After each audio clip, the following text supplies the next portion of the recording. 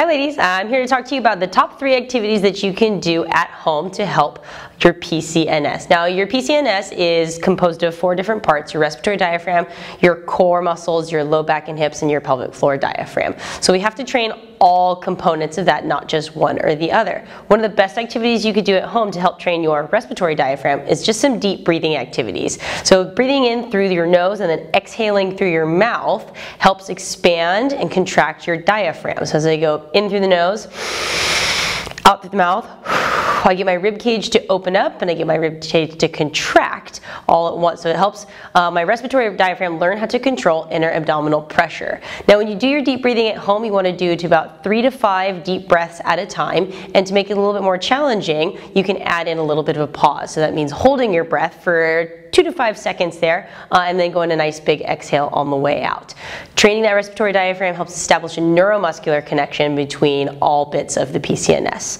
Second great activity to do at home is our lunge matrix that we do here at Gymnazo. Lunge matrix helps mobilize and stabilize the hips in all 3 planes of motion. It hits different muscle groups and it gets the hips elongating in different ways. What we call an anterior lunge is just a normal straightforward lunge, so you get a nice little hip extension on that backside hip, loading in that front. We have a lateral lunge which takes you off to the side. Trail leg would be straight, so I get a little bit of lengthening through my adductor. And then a transverse plane or rotational lunge where I actually open up about 135 degrees, so I get my hips to really open up here and lunging into that and coming back home.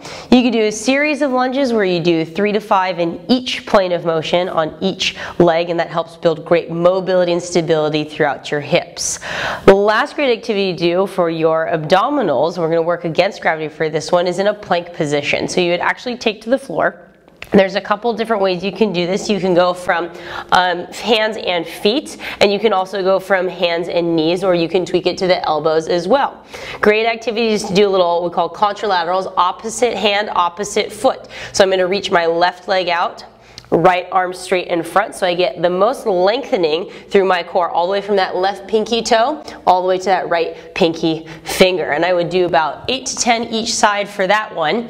And yeah, those are some great activities to do at home. I would couple all 3 of those together at a time, maybe go through them 3 to 5 times each. Takes you about 10 minutes.